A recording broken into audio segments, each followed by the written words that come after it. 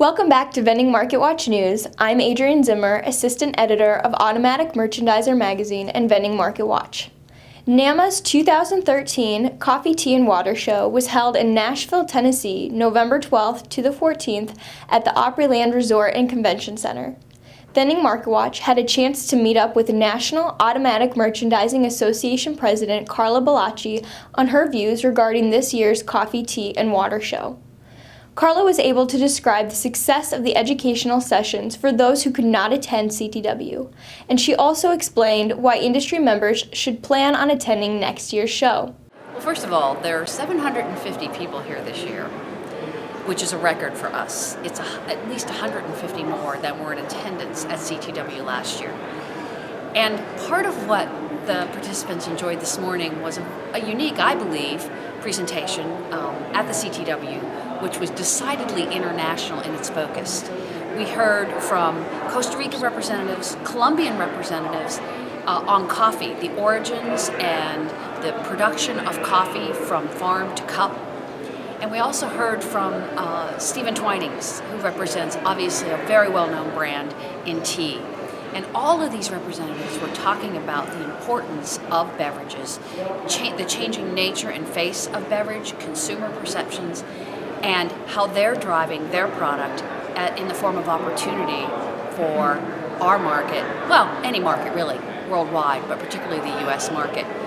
If you aren't here hearing about opportunities and also taking advantage of the research that NAMA, the proprietary research that we have created for you to tell you about the trends in coffee, tea, and water, you're missing important business intelligence. So if I were you, I would be at the 2014 CTW for that and a whole lot more. Over the last year, NAMA has focused their efforts on advocacy, education, information, and networking, all of which will play a key role in the upcoming new year, 2014.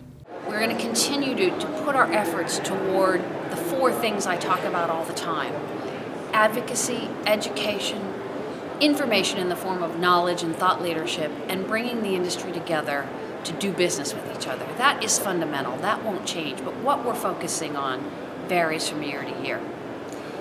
Advocacy is taking the form of battles in both the legislative and the regulatory arena, and a lot of work around forces that are impacting nutrition and wellness. There's a surge from private sector advocacy groups as well as heavy scrutiny from the government on what people consume. That's at state, local, and federal levels, and that will take a great deal of our time in the advocacy arena.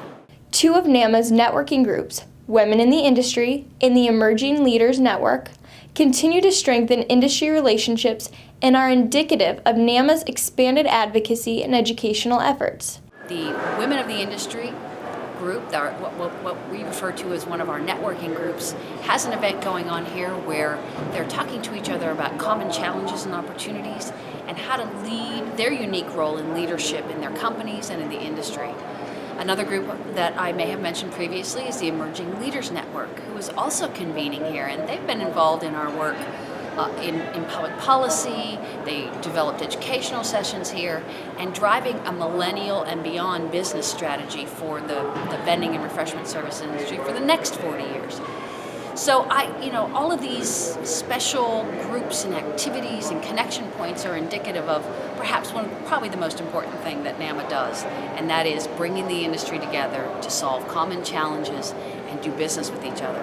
And the next best opportunity to do that is the One Show in April in Chicago. We're coming back to Chicago in a central location, and we expect to have the biggest, best, and brightest collection of the industry there again. So please join us. Next year's CTW show will be held in Dallas, Texas, with a projected record growth expected to attend. For now, thanks for joining us for this week's video recap. Until next time, I'm Adrienne Zimmer, Assistant Editor of Automatic Merchandiser and Vending Market Watch, and this is Vending Market Watch News.